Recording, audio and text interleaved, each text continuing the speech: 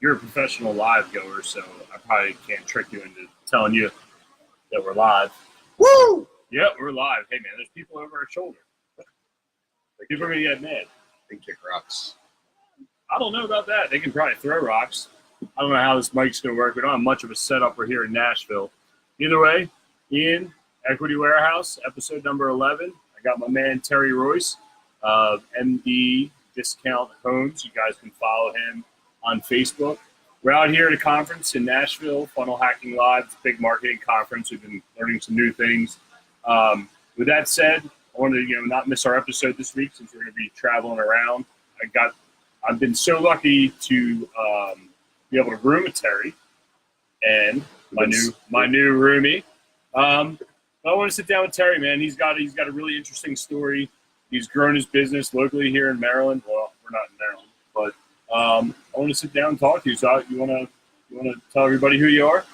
Yeah. So my name is Terry Royce, and I've been doing business pretty much exclusively in Maryland since I think I started in 2007, right at the height of the market. So you got in right before the crash. Yeah, bought our first house from the wholesaler, and we rehabbed it and moved into it.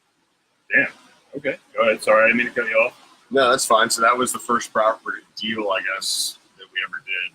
Was we wanted to rehab because that's what appeared to be sexy and fun, and so got into that. It took, I think, 13 months to rehab it. We had a 14.9% hard money loan on it. Nice. And I was actually so naive that at the end, when we went to pay it off, I told my buddy who bought the house, we bought it together, I was like, well, yeah, we should have our payoff should be a little lower because we made a year's worth of payments. I was so new that I thought I was paying down principal too. Right. So that should make some of you out there feel a little better. Pretty dumb. So yeah, that was how I got started. And then after that, I actually went, long story short, I was reading a lot about just wholesaling and making offers. And right. There was a for sale by owner property in Federal Hill next to it was my girlfriend at the time, now my wife's house. And I really just went over there to practice making an offer to a seller, and made that offer to them, and they told me to fuck off. Nice. That means you made a good offer then, right? Yeah, but now a month later they called me back and they took the offer. They asked me about a solution, and I wholesaled that property within, I think, 48 hours. Made total profit of $18,500, and I paid like a third of that to another guy who helped me out with the deal. Okay, so let's stop right there. So you're working as a bar back in Federal Hill. Yeah. Dating your current wife at the time, and you know that there's got to be a better way, because at that point your future was, whatever, the bar and restaurant industry, whatever, and you're like, I need to find a better way. Is that what motivated you? Like, what motivated you to take that action on that day to be like, dude, fuck it, I got to do something else? Yeah, I mean, I was making what was good money at the time, working at the bar, right. And for a while, I actually worked for Baltimore City for a year, so I worked there full time and worked at the bar 3 to 4 days a week. So I was basically working 2 full-time jobs. Right. And I just realized that I was never gonna be able to have the life that I want doing what I knew how to do at the time.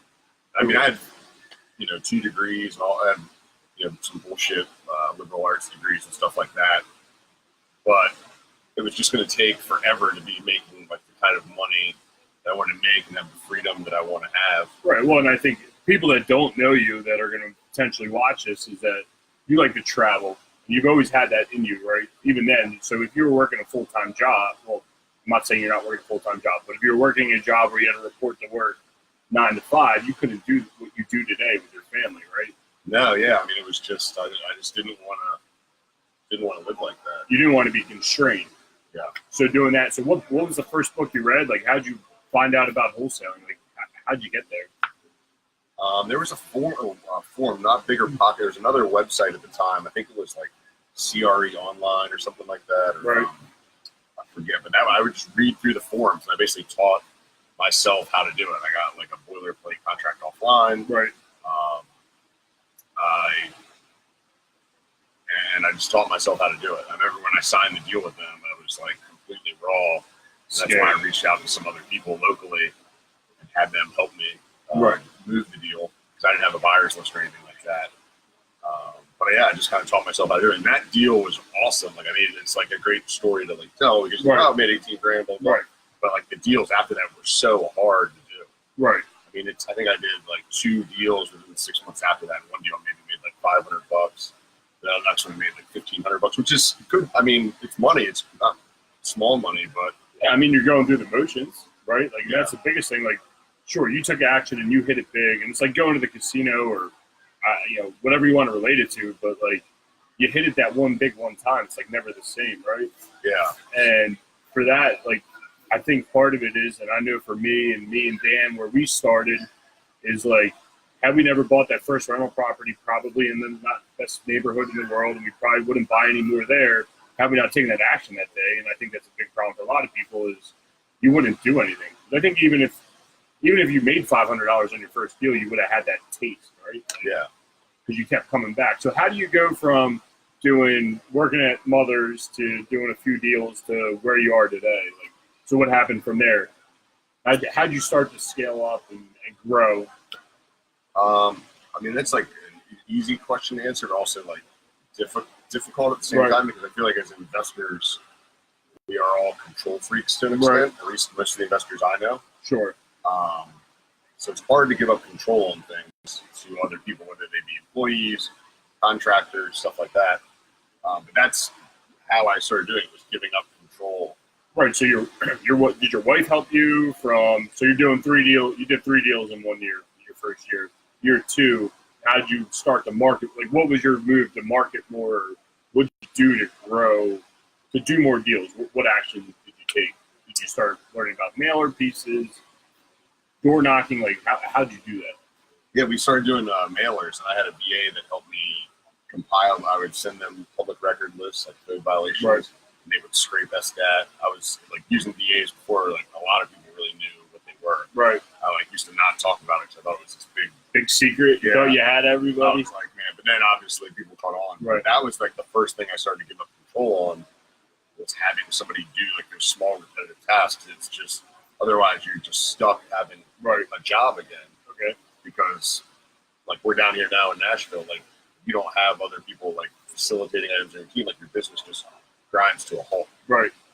So that was really where we started to do that. And then for there, I kind of plateaued until about, I'd say like 4 or 5 years ago. I just didn't want to give up control on a lot of things, like looking at properties, negotiating offers with buyers, negotiating offers with sellers. It's all one of those things where you're like, well, nobody can do it as good as me. Right. Or they're going to miss something. Sure. But that's really where the scalability has come, is to give up control on those items, because the pieces can still move without you. Right. Like we're down here, and I know we signed one deal the other day. We have one settling tomorrow, and it's like I watch over the process to an extent, but I've been releasing more and more of that to other people on my team. And how many employees do you have now, or how many people work in your office? We have 2 employees that work in our office that are employees, and then we have my partner handles all the construction. That was the other thing that I realized that I just don't like rehabbing. Right. So he has a project manager that he deals with, and then we've got independent contractors that do a lot of field stuff for us, like looking at properties. Sure. Got 4 guys there. I think we have a team of like 6 or 7 DAs. Nice. That my wife, she primarily deals with them now, with the integration with them. And then we've got an acquisitions guy. We've got a team. I think it's like, not including the DAs, I think we've got like 9 to 11 people. Right. And that's a ton of responsibility from where you were, doing 1, 2 deals. Because you went from doing that, then to you and Kristen, and then you and James have built this business over the past few years that, I don't want to say built the business, but you've grown your business by being able to take in a partner. Yeah. Same thing that me and Dan did. We were each doing our individual tracks, and when we partnered, we instantly scaled because, again, I know what you like to do. You love comping properties. You hate doing rehabs. I think that last one that Dan wholesaled, you actually was probably right around the same time me and Dan started working full-time together. You did your last rehab, and that broke you, right? Yeah, it was just my wholesaling business died. I was managing the property. I was checking on the contractors. Right. I was like worrying. There was a lot of anxiety that was surrounded by it. Like, right. And I just decided like that I didn't want to do it by myself anymore. We still rehab a good amount. I think last year we completed like when I say completed, I mean sold off 19 rehabs. So rehabbing's a big chunk of our business still, but I'm not really involved with any of that. Yeah, isn't that like a great feeling? And I think people lose track of that. I know we skipped from the bottom and now we're all the way back up to the top. Is that like as you start to move up and you start to develop a business, that you have to relinquish control. I'll be honest, I see Ryan's watching. He has a valid question that we'll get to here in a minute. Is that, when we started to grow our business, it's like, all right, we're going to hire a project manager. I was like, there's no way. Like, I don't even touch construction now, and it's crazy to think that. I think Terry's comping properties literally right now. I was going to share this video on my page so you can get some more people watching. No, but it's crazy, man. It's crazy to think how fast that your business can scale and people, you can find quality people to do the same work. And I think that's a fear that a lot of people have. Well, they're never going to do it the way you would do it, and it's good. And that's the fear that everybody has that you talk to about hiring. But the thing is, they can do it when you don't have to. And the business, like I said, it lives on here. So, Well, I think the fear is people don't think anybody's going to ever do it as good as you are going to do it. And you just said it the right way, is that they're not going to do it. They're not going to get to the finish line the same way you would, but they still do care just as much as you do. They are invested just as much as you. And I think something, not that I want to get much into what we're doing here at this conference on this one, but a lot of stuff you see here is about teamwork and movements and value and everything else, and I think there's a ton of that relates back to business. So anyway, with that, did I answer your question? Yeah, I don't even know how our question was. We're just talking. I know dinner's coming up, so that's pretty important task that we got to go do. Ryan Tucker wants to know: do you guys use QuickBooks in your business? How do you guys handle accounting on your end? That's a funny thing you asked that, because that was kind of along the same thing as the rehabbing was a big stressor in our business for a long time. We would manually do it all ourselves, spreadsheets and bullshit. I'm not saying it was the numbers were wrong or anything, but it was so inefficient. Right. And that's like a big part of your business, is knowing at the end of the day, like I don't track every day my numbers, like, because it's like just up and down. It's like suck. Right. It's like, so I'm looking more like, okay, the long term, yeah, sure, you got to project. But we actually hired somebody full time. A big part of her job, she started with us about 8 months ago, is to do our QuickBooks, make sure our stuff is getting. Last year we did, I think, 120 properties. You guys wholesaled 120 properties. Wholesaled 90, we rehabbed 92, we rehabbed and finished 19. I think we bought like 17 rental doors. It's like 127 doors total. Yeah, that's a lot. That's a lot of responsibility. So her job was to get our books up, and this year is like the first time our books have been like, we're ahead of schedule. Right. We're actually, when we get back, we're going to start going through. So QuickBooks, and doing that and making that efficient has been a huge time saver for us, and it's been really, a lot of people get in and they just bootstrap it. The problem is you will grow and continue to bootstrap it without putting the right pieces in place. Right. Well, and I think on Shark Tank or one of those shows, they always say, if you don't know your numbers, it's just a hobby. Yeah. Right. And now that you know your numbers, there's a few things with that. Knowing your numbers, you're able to hire people, and maybe you can get more stuff off your plate. You can do more deals because you have more capital that maybe you didn't account for.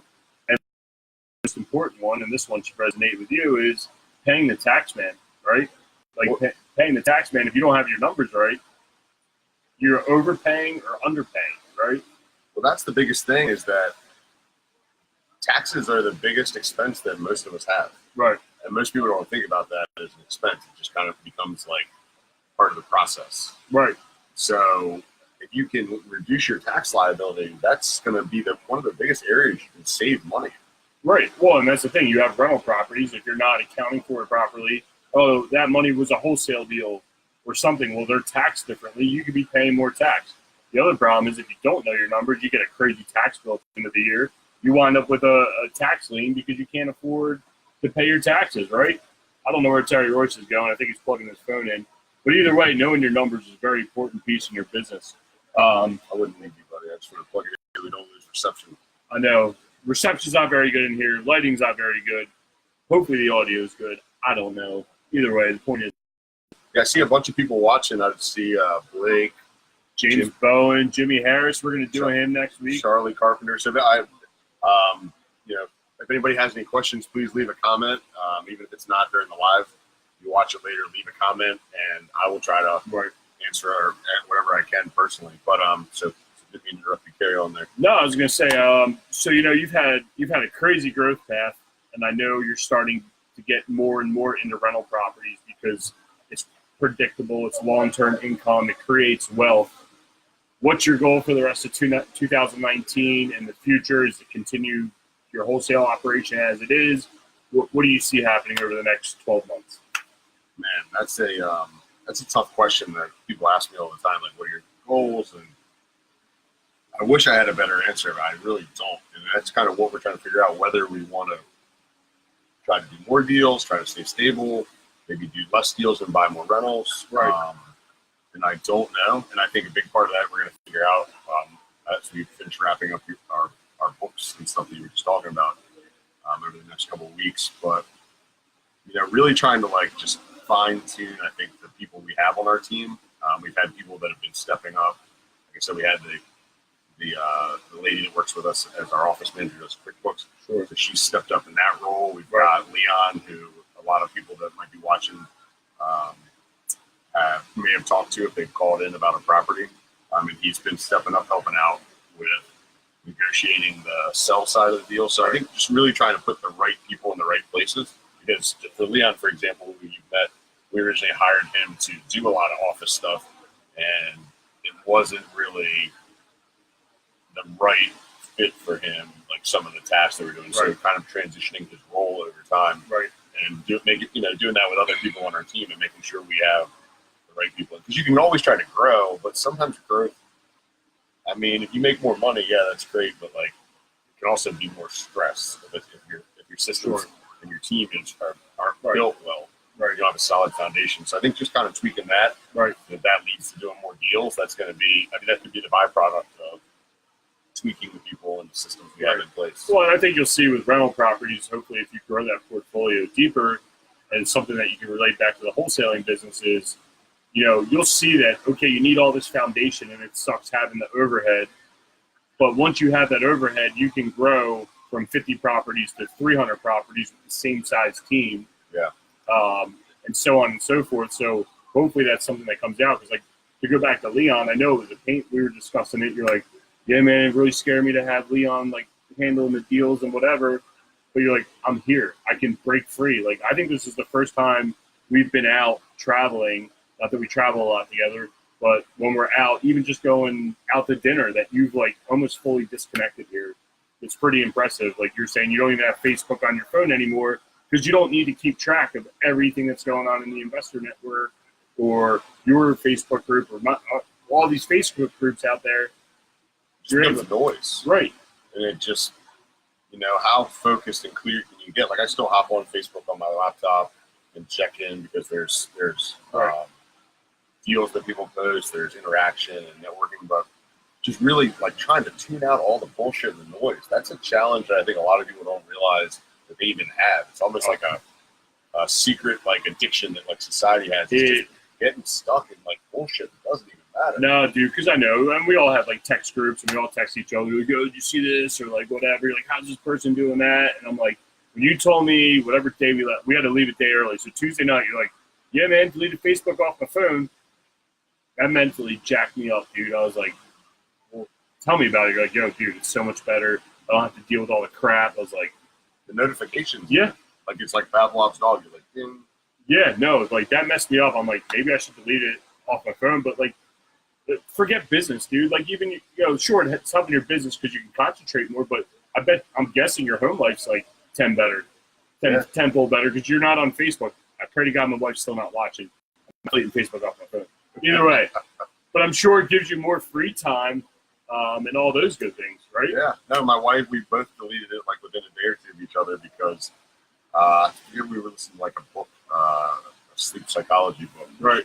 Sounds weird, but those are the kinds of things that I'm trying to work on. Is like getting in better habits, routines, things like that. Right. Everyone's like, "What's the best way to do a deal?" I'm like, "Well, what about all these other things that can make your life better? Like if you get a better night's sleep every night, sure, are you going to be more productive? Like, yeah. Can you produce more with what you already have without just that?" And so that's why we both ended up deleting it, was just because we were like, right before bed, we're like scrolling through bullshit and just stuff like that. So not to go on a tangent, but well, I was gonna say, because you're going down that road, is like that one speaker at the end of yesterday. He's like, and this one kind of jacked me up between your Facebook deletion and the other one. Like, yo, airplane. The guy was like, I'll put my phone on airplane mode from 3 to 9 p.m. so I can hang out with my kids. And I think about how many times I come home, I'm like, work. Well, I should just spend some more time doing that and then work after I go to bed. Like, a lot of personal development stuff going on here, and like just talking to your friends, right? Like, I'm sure people are going to comment on here. Reach out. Don't be shy, you know? Ryan Tucker, what's your favorite color? Oh, come on. Oh, no. Here we go. Got on my orange, baby. He's got orange shirt on. He's got orange shoes. You got to see the other orange shoes he has. They are intense. Dan Mackey and Jim Chivers are on. I'm so pumped. Antonio's on, our main guy. I love it. Somebody asked, what percent of your deals are bought at the courthouse? Where'd you see that? Right there. Oh, you the man. Yeah. So that's a tough question. We do buy a lot there. We've been doing more off-market deals. We actually just bought a Hubzu deal today, because there's a lot of people that are overpaying, and it's a great lead source, but also ties up a lot of capital. So I would say over half. I don't know the exact percent, but definitely over half. But we've been trying to buy. We just bought a deal from Mike Casey so we buy wholesale deals. So we're trying to diversify the amount of leads that we get. But I would say the majority of them are definitely bought at the courthouse. But last year we increased our other avenues. Well, the courthouse is getting a little bit tougher for everybody that's watching that knows about what Terry does. He's a guy that what was that one show where the guys would buy him off the courthouse steps and they would go rehab, and that's literally what Terry does. No, Jim, I did not get a haircut. I don't have any hair to cut. But anyway, with that being said, where was I going? Oh, the auctions. It's getting tougher because the market's going like this, right? So people are getting more deals. The banks can take them back and just put them on market and get better numbers for them. They don't have to they don't have to dump them. Are you seeing an inventory shortage there? I'm just seeing people overpay for deals. So we're buying the ones we are buying. We're buying different deals. They might be in C neighborhoods, and D neighborhoods, which a lot of people might avoid. But we'll really buy anywhere. I mean, anywhere that we could really think we have profit based on our profit parameters. Right. So we'll buy in some of the worst blocks of Baltimore if we can get it at the right price. And a lot of people skip those deals, but those are some of my favorite ones because there's buyers for everything. Yep. And that's one of the great things about wholesaling that I talk to a lot of people about. I'll be like, well, I don't really want to wholesale. Wholesaling is just a tool that you add into your business to monetize deals that you don't really want or may not be able to take under your business at the time. So your primary thing's a rehabber. You get another rehab in your target area, but you're like, shit, all my money's deployed or I don't have enough guys. There you go. That's why I always say that landlords and rehabbers make the best wholesalers because. Well, in the end, you control the deal. It's like what we're learning here about controlling traffic. I'm going to go back to something that just happened to us recently. One of our consulting clients, it's getting real dark in here, so we'll wrap this up.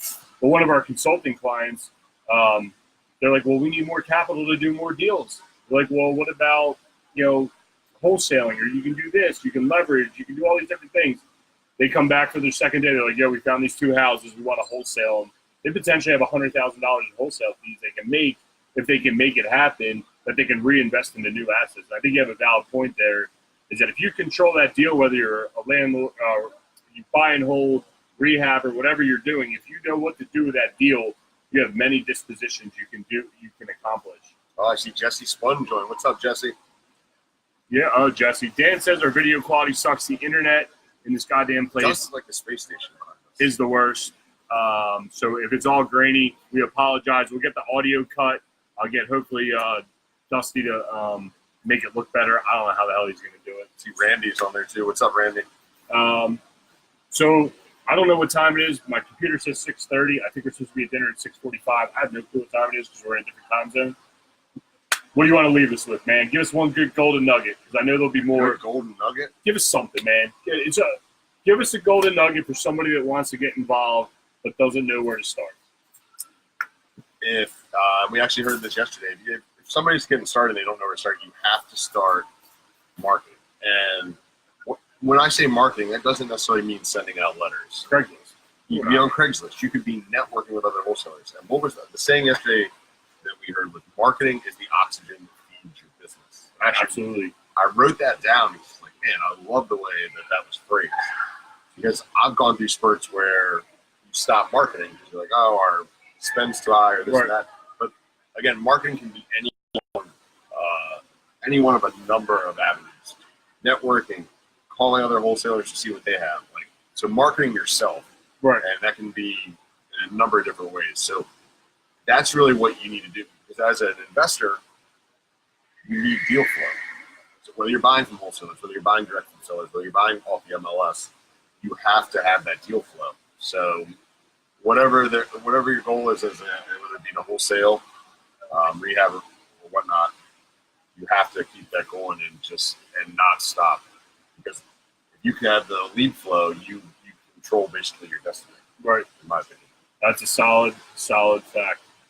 My man Terry Royce doing it again. It's getting real dark in here, guys, so we're going to cut it off. Hopefully we'll do another one here in the future. Yeah, man, I'd love to. Yeah, no, appreciate you. I'm glad I got the room with you since Casey didn't show up this week. Yeah, thanks, Casey. We've been getting a lot of snuggles in. Yeah, I made sure you had breakfast, everything. Either way, we're going to wrap it up. You guys have any more questions, comments, you can find Terry Royce. He's tagged right here in this post. If not, it is Terry at, what's your email? troyce1@gmail.com. Oh, that's right. I've been saying it all weekend. troyce1@gmail.com. He's on Instagram. He's on Facebook. Check him out. He will always answer everybody. He's at all the. He's usually at a lot of the RIA groups. You can find him. He will tell you anything. Open book. Great man. We'll catch you guys next week. I think, hopefully, if we can work it out, Jimmy Harris, I'm coming to find you next week. We're going to go walk. Jimmy Harris does a ton of new builds. You wholesale and deals. Yeah. Awesome, dude. Can't wait to go check it out. We'll catch you guys all in the next one. Thanks, guys.